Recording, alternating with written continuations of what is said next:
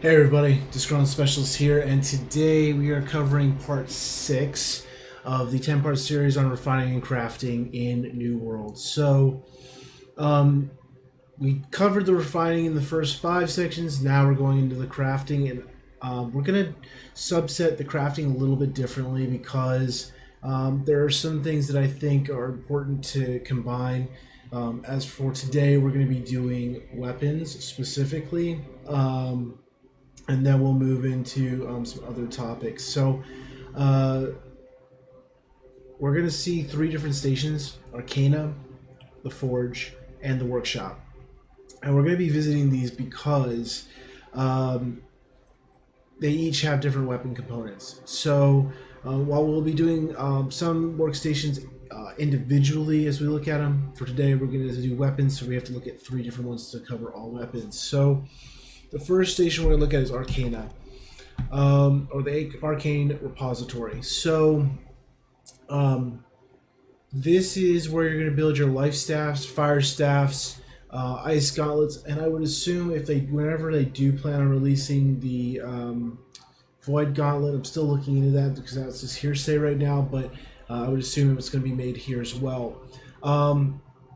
Cool thing to note with these kind of caster weapons, scaling off of intellect focus, all the way through the progression as it gets to higher ones, it stays at a ratio of 12, 5, and 6, and that's basically the 5 there does vary. So what we do have is a life staff and the ice gauntlet take 5 leather.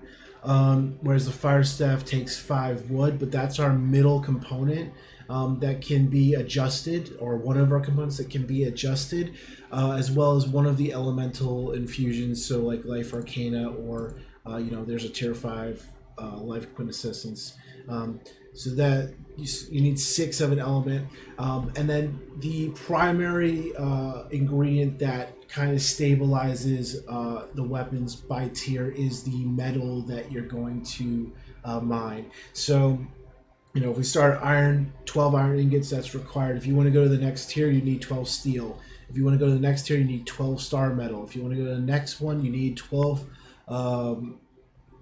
orcurlium. So, with that said, there's in other crafting, there's adjustments, some numbers change, so it's kind of cool that this stays stable. It just changes by tier. So that's your life or ice gauntlet, life staff, and fire staff, and those are all crafted here. If you are focusing a build around intellect or focus, and you want to make your own weapons, you're gonna have to take some time to work in Arcana. And build up your skills to do that. The next place we're going to look at is the Forge. So we are looking at weapons altogether, but there is one key thing to note when you're looking at the Forge, specifically for weapon crafting. The spear and the hatchet here, if you notice where it shows you your required skill level to build the said item, the spear and the hatchet are actually scaling off of your engineering skill, which we'll look at the workstation because there are the bow and the musket there. But good to know, if you make a spear or a hatchet, you will not be increasing your weaponsmithing skill. It has to be the axe, the hammer, the rapier, the shield, or the sword.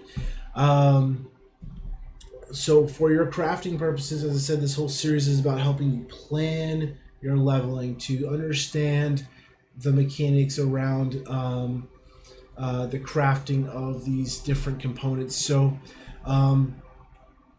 with the Great Axe and the Warhammer, what we're dealing with is it starts off with the primary ingredient being 12 iron ingots. So it's always key to note the primary. The primary is not subject to change. If it tells you that's the primary, that's the base. Everything else around it can change. We can add different special effects to it, dexterity, different damaging effects. We can throw Azoth in there to increase our percentage chance for different attributes and perks, and we can use lower and higher secondary crafting reagents, like such as wood and leather, to impact the item level and the required level for that gear, or build better quality gear. So for this, we're going to focus on the primary real quick, because as you progress through, it's going to be iron, and it's going to be steel, then it's going to be star metal, then it's going to be orcanium. Not orcanium. So check that real quick. That is going to be your, I always mispronounce it, orcalcum. So, with that said, that is going to be subject change, and it scales at a +1. So, for iron, you need 12. If we go down to steel, it's going to be 13. And 14 for star metal, and 15 for orcalcum. This is a basic trend with all weapons crafting. The starting base amount may change, which is how you can kind of optimize some of it. You will get different experience which, for each weapon you're crafting on, and you may want to play with that. And I may do a video that's in more detail of actually looking at when it's more valuable to craft, per cost per an item to craft something with lower experience, but you get more out of it. But we'll take a look at that in another video. So what you do need to know for your playing purposes is just the +1 algorithm there. So iron, the Great Axe and the Warhammer start at 12 and go up 13, 14, 15 by the tier of metal. The Rapier, 7. The Longsword, 7. And then the shield starts at 7 as well. And then we'll go into the engineering separate real quick. One thing to note is for all of these, the wood cost for the Great Axe and the Warhammer is going to be 3. For the smaller weapons inside of the weaponsmithing tree, there are 2. And then same for leather. It's 2 for the Great Axe Warhammer, only 1 for the smaller weapon sets. So the best way to think about it is for two-handed weapons, it's 3 wood, 2 leather, and for the one-handed weapons, it's 2 wood, 1 leather. And that is stable all the way through the weapon trees as it scales. And as we said, this is the wood and leather are secondary components for these weaponsmithing weapons. The higher it is, the better the outcome, higher quality, I should say. Real quick touch on to the Iron Hatchet. I want to touch on the Iron Hatchet first before we go to the Spear, because it's also a 7-2-1, so it's still giving you that same ratio as it progresses. Even though it's leveling your engineering, it still is a 7-2-1, 8-2-1, 9-2-1 till you get to the top, which is going to be 10-2-1. So our primary material is going to increase by the quantity of 1 as well as the tier by 1. And then the reason we're doing the spear last is, in this case, wood. Wood is the primary ingredient in the crafting of spears. So this will result in a cheaper cost of the metals and the leather. This is also going to trend. So for our secondary materials, the spear will still stay at 5 and 2 for metal and leather. And then once again, we're following that same trending pattern for the primary. As the tier increases, so does the requirement. So 10, 11, 12, up to 13 of the ironwood. So keep that in mind. That's kind of what we're dealing with here. It's always +1 tier, +1 of that refined material, and then keeping your secondary mats at the same ratio. So that's kind of our weapons here.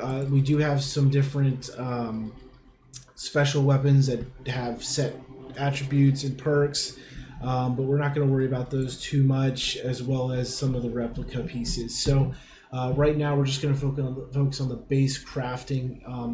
You're going to be specially farming for these. You may end up running into having enough Fey Iron to do it, but I would say just stick with leveling with these. If you happen to have the mats to do one of these, excellent. But then our last stop here in the weapons tutorial or weapons crafting tutorial is our workshop tier, which this is primarily focused on engineering. So this is where you're going to be making your muskets and your bows. Once again, we're looking at a primary ingredient with two secondaries. So wood and leather are our secondaries, but for the musket, and the musket is primarily scaled off the metal you're going to be using. So while it is 12 iron now, by the time you get up to Orichalcum, it's going to be +1. So what you're dealing with is since the metal is the primary material, you're going to add 1 per A tier. So iron is 12, steel is 13, star metal 14, and Orichalcum 15. While retaining that 3 and 2 ratio for wood and leather. The bow is going to start at 12 lumber. So lumber is now our primary, and leather and cloth are our secondaries. 3 and 2. Once again, another ratio of 3 and 2 that will remain with the weapon itself. And then 12 timber, 13 lumber, 14 wordwood, 15 ironwood. So it's going to go 1 + 1 tier plus 1 of the material.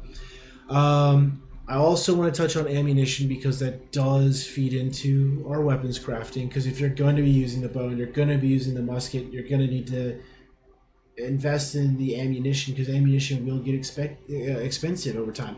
So the crafting method is a little for these is the numbers vary a little bit. So the one things you can be sure of is the 1 gunpowder requirement, which we'll go over gunpowder in a minute. You can actually craft that relatively easy if you're not familiar with the game. So don't buy it for excessive prices, because there's a lot of people who put it on the auction house. For people who haven't figured out how to craft it yet, it's one of the first things you can craft in an engineering station. So we'll get into that in a minute. But bullets are always 1 gunpowder.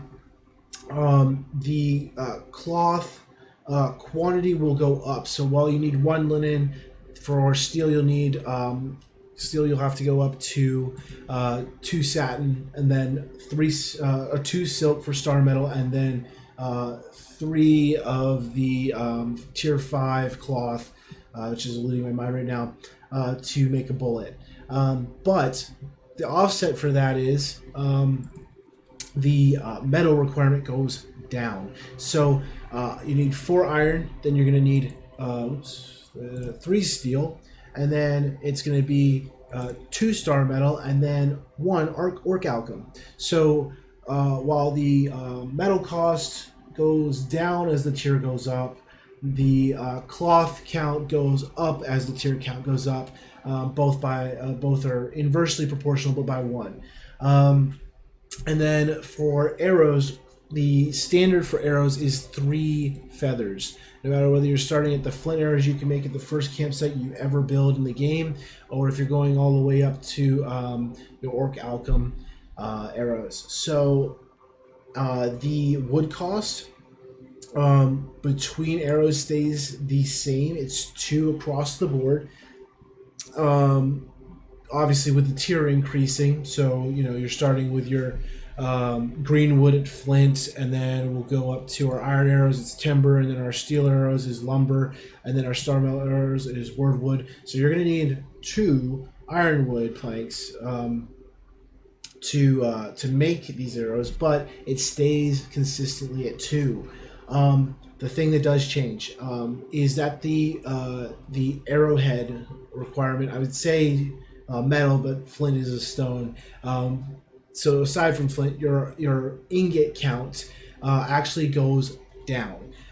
So you're starting with 5 flint, 4 iron, 3 steel, 2 star metal, 1 orichalcum. So in some ways, arrows are cheaper to craft, which is kind of nice. So yeah, so your feather and wood count are going to stay stable with arrows, while your ingot count goes down per as the tier rises. And then to recap, gunpowder for bullets stays the same. And then we have a metal and cloth inverse relation. So as you go up a tier, metal count goes down, but cloth count goes up. Except between steel and star, because its tier level increases, but they stabilized it at 2, because there's 4 different types of bullets you can make. So I think that's our middle ground. So it goes 1, 2, 2, 3 on cloth, and then our metals goes 4, 3, 2, 1. So with that said, that's basically all of the weapon crafting / ammunition crafting you're going to do. To be able to fully encompass it, you're going to have to look at, if you want to make all weapons, you're going to have to work on Arcana, you're going to have to work on engineering, and you're going to have to work on specifically weaponsmithing at the Forge. If you found this video helpful, please click the like, subscribe, and the bell icon for more videos. And we should be covering armor crafting in our next set of videos. So I hope to see you then, and you have a great rest of the day. Awesome.